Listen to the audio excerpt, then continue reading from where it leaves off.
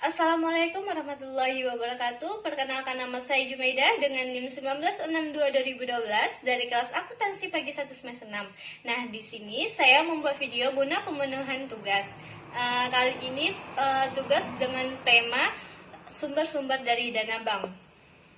Bank adalah suatu lembaga keuangan yang memiliki kewenangan untuk menghimpun dana dari masyarakat dan menyalurkannya kembali kepada masyarakat dalam bentuk pinjaman modal kerja untuk meningkatkan taraf hidup masyarakat umum. Sumber dana bank. Sumber-sumber dana bank adalah usaha bank dalam memperoleh dana bank dalam rangka membiayai kegiatan operasionalnya. Sumber dana yang dipilih dapat disesuaikan dengan penggunaan dana. Sumber-sumber dana yang ada dapat diperoleh dari sumber modal sendiri atau modal pinjaman dari masyarakat luas atau lembaga keuangan lainnya. Selanjutnya, dana bank yang digunakan sebagai modal operasional dalam kegiatan usaha tersebut menurut Kuncoro dan Suharjono 2002-152 dapat bersumber dari yaitu 1. Dana sendiri atau dana pihak ke satu, yang kedua dana pinjaman dari pihak di luar bank atau dana pihak kedua, dan yang ketiga ada dana masyarakat atau dana pihak ketiga. Dana sendiri adalah dana yang berasal dari para pemegang saham bank atau pemilik bank. Pencarian dana yang bersumber dari bank itu sendiri terdiri dari yaitu yang pertama, modal yang disetor.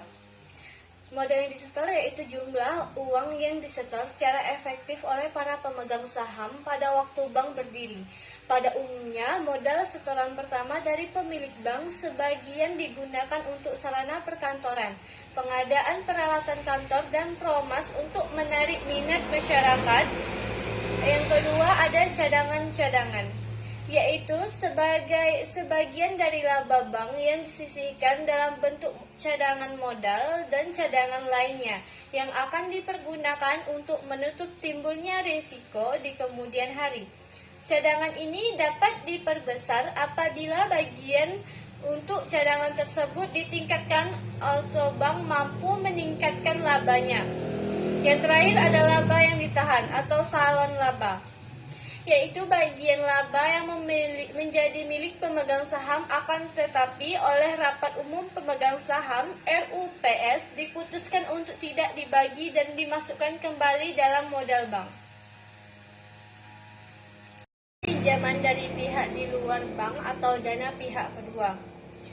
Dana pinjaman dari pihak luar bank yang lazim disebut dengan dana pihak kedua adalah dana yang berasal dari pihak yang memberikan kredit kepada bank yang terdiri dari 4 pihak, yaitu yang pertama pinjaman dari bank lain di dalam negeri, yang kedua pinjaman dari bank atau lembaga keuangan di luar negeri, yang ketiga ada pinjaman dari lembaga keuangan bukan bank atau LKBB, yang keempat pinjaman dari Bank Sentral atau Bank Indonesia. Selanjutnya ada dana masyarakat, dana pihak ketiga. Dana masyarakat adalah dana-dana yang berasal dari masyarakat, baik perorangan maupun badan usaha, yang diperoleh bank dengan menggunakan berbagai instrumen produk simpanan yang dimiliki oleh bank. Dana masyarakat tersebut dihimpun dalam bentuk simpanan sebagai berikut. Yang pertama, tabungan. Tabungan adalah simpanan pihak ketiga yang dikeluarkan oleh bank yang penyetorannya dan penarikannya hanya dapat dilakukan sesuai ketentuan yang berlaku di masing-masing bank. Nah, yang kedua ada deposito. Deposito berjangka. Deposito adalah simpanan berjangka yang dikeluarkan oleh bank yang penarikannya hanya dapat dilakukan dalam jangka waktu tertentu sesuai dengan jangka waktu yang telah diperjanjikan sebelumnya.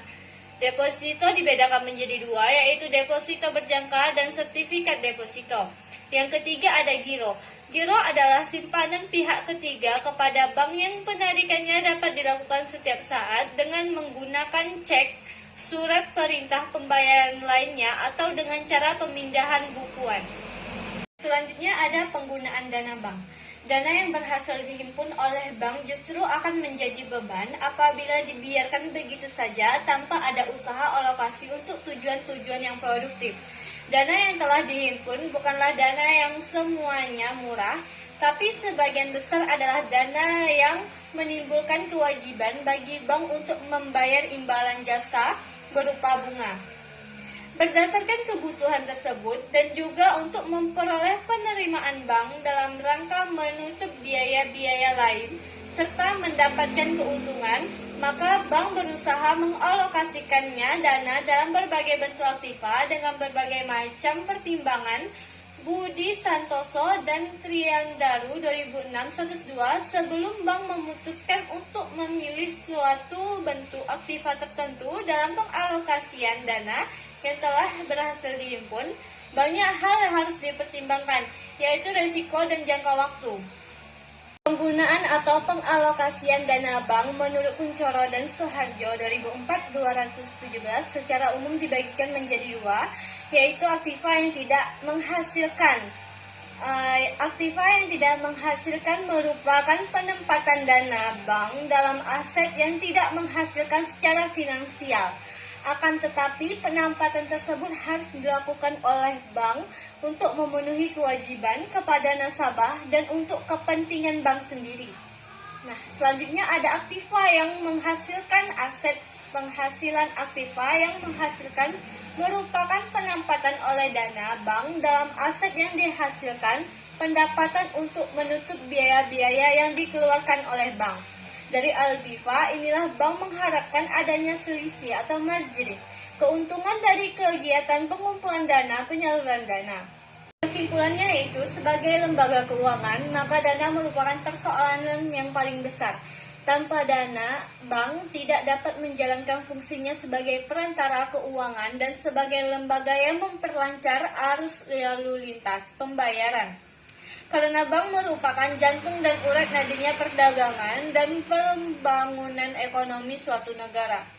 Bank baru dapat melakukan operasionalnya jika dana telah ada. Semakin banyak dana yang dimiliki suatu bank, semakin besar peluangnya untuk melakukan kegiatan-kegiatan dalam mencapai tujuannya. Oleh karena itu, setiap bank selalu berusaha untuk memperoleh dana yang optimal tetapi dengan cost of money yang wajar.